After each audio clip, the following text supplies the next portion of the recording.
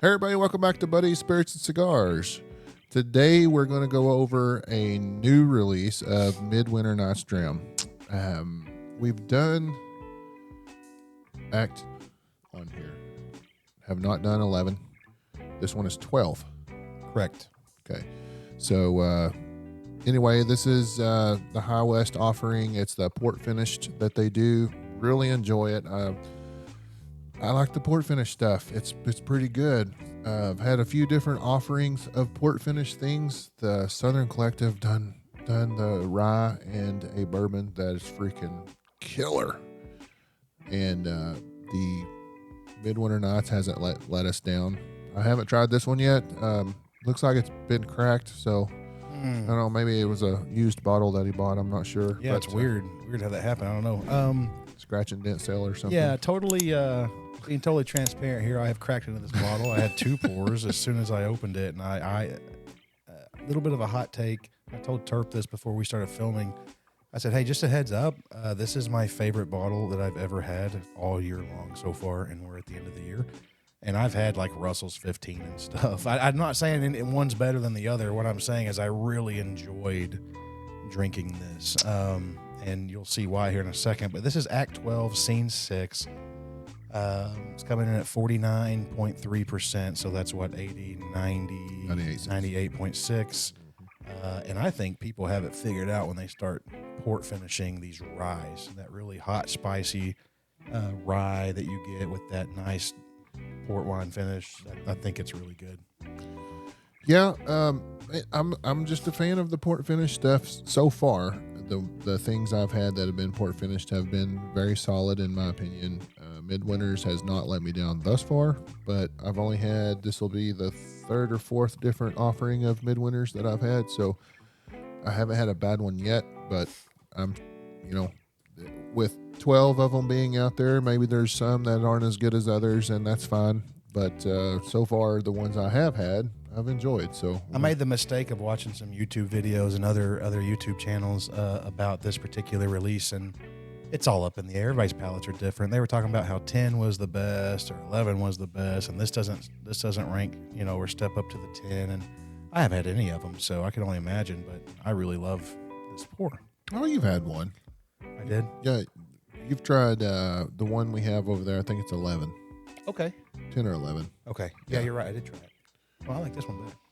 Well, hey, and that's all that matters. It's your bottle, so it works out even better for you if you like it better than one someone else has. Not a ton going on the nose. Kind of floral, almost like that Lipton tea, like a tea bag thing that I get from some of the Willet Ryes. Kind of similar nose to that. I'm diving in. Mint leaf.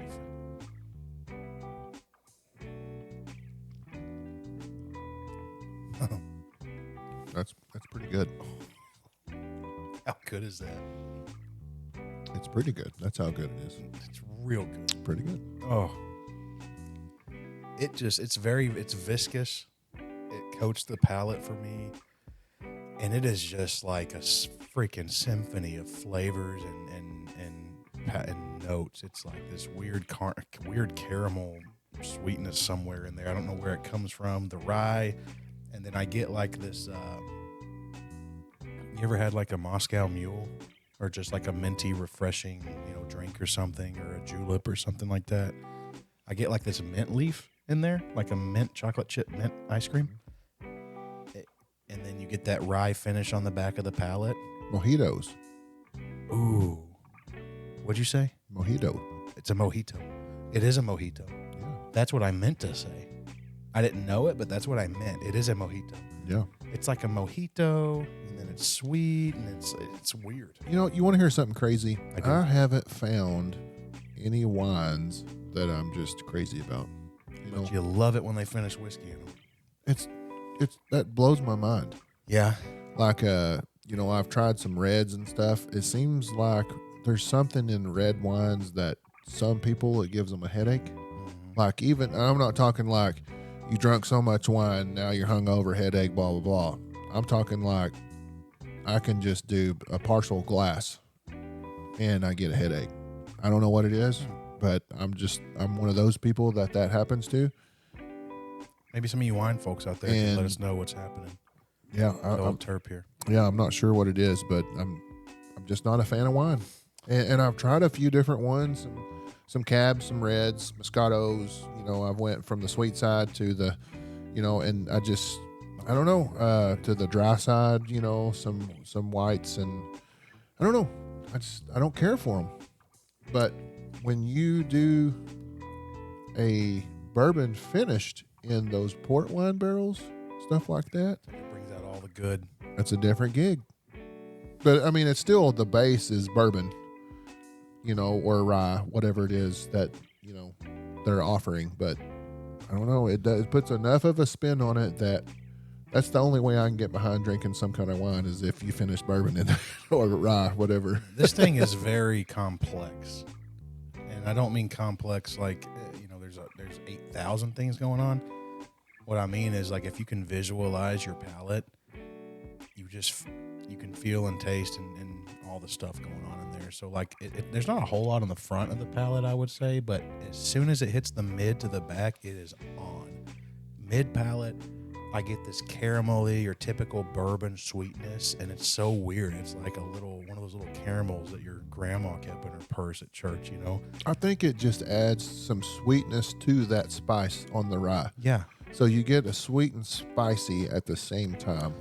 And I think it's enough of the sweetness on the mid palate that when the rye spice hits your back of your palate and you just get that combination of flavors, I think it's just such a good pairing. Yes. On the palate that it's just that's what does it. And I think that's what makes definitive. this such a good offering, is when those two combinations, they got to figure it out. They really do. And it's so definitive on the palate. Like, it's like clear boundaries. That's what I like about it. It's fun. It's fun to sip you're right. and enjoy. And it's not like it all blends together and it's one thing. It's like caramelly sweetness, like you said, on the middle, the rye on the back, this weird mojito minty thing going on the outside edges. And every time you drink it, it's there. And it's just a really fun sipper.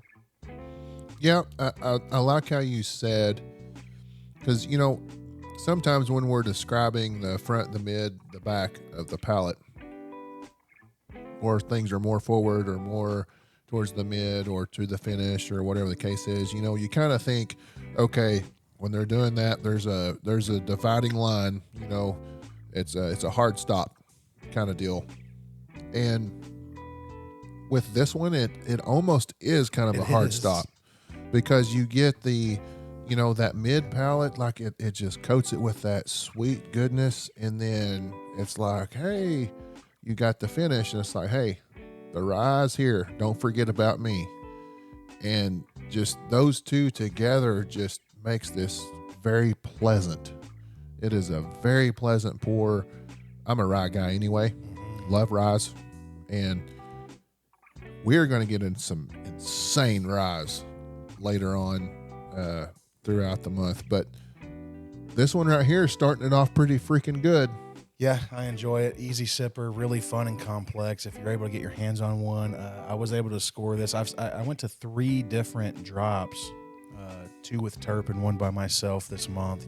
It's drop season, it's allocation season, and I saw this at every single one of them, and it was like the last to go. Seems like the Midwinter Night's Dram. The hop's kind of down on it. Yeah, it's coming down on the craze, and that's okay, because more for me, buddy. Dang right. I wish I'd have picked up 2 of these, because I love this bottle. So I'm going to ask the question I normally ask. What did you get for this? Do you remember? I don't know. Why don't you talk about availability for a second? Well, it sounds like, as far as going to an allocation drop, the availability is lasting longer. And I'll tell you what. The one that we went to at Pat's at Northside Liquor in Poto, the Midwinter Nights did not disappear quickly. It was a couple of rounds before the Midwinter started to disappear on her drops. So, as availability as if you can go in and see one sitting on the shelf, not going to be there.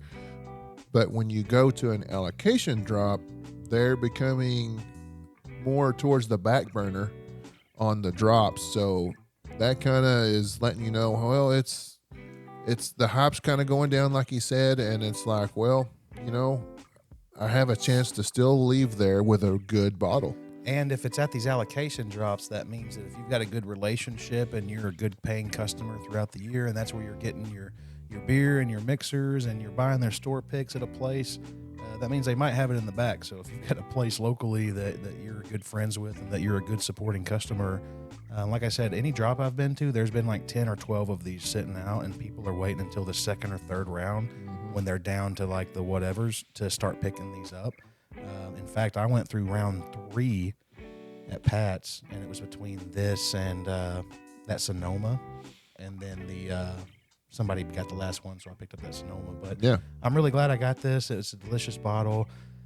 Price point, MSRP showing $150. I've heard they've been slowly climbing over the years. It seems like every year they go up a little bit. So it's at $150. Me personally, I would pay $150 for this bottle once a year like that. It would be like a cool, hey, every November, if these are going to be out, I'll pay that $150 for it at MSRP.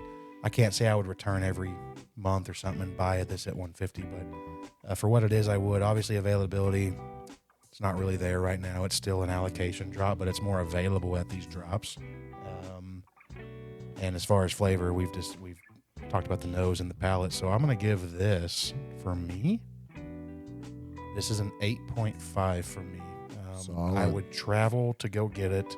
I don't know that I would stay in line from midnight to 8 a.m. in the freezing cold for it or anything. But the availability and everything brings it down just a hair. But I love this pour. I'm going to go 7.75. I think this is a great pour. I hate that the prices are always going up, but it's a rye. They're going to be more expensive than a bourbon, generally speaking. It's a longer process and all that kind of stuff. We've talked about that before. I enjoy this pour. It's solid. I wish the availability was better. At the same time, I understand. It is what it is, and they do what they're going to do. So, 7.75 for me. Great pour. I like it. This is another offering that I can say that, hey, Midwinter Nights, the ones I've had, have all been very good. Yep. So, not disappointed at all. Guys, that's going to do it for us on this review. Don't forget on our YouTube channel or on the YouTube videos that you're watching here, hit that like button. Be sure that you're subscribed and share it with your friends and other bourbon groups or whiskey groups you may have. Feel free to share it around if you think they'd be interested. Help the channel grow, and talk to us in the comments below. We'll talk back. Absolutely. Don't forget about our Discord. We're having fun in there still to this day, and we want to see you in there. So invite some of your friends to that as well. And that's all for this one. We'll catch you on the next one.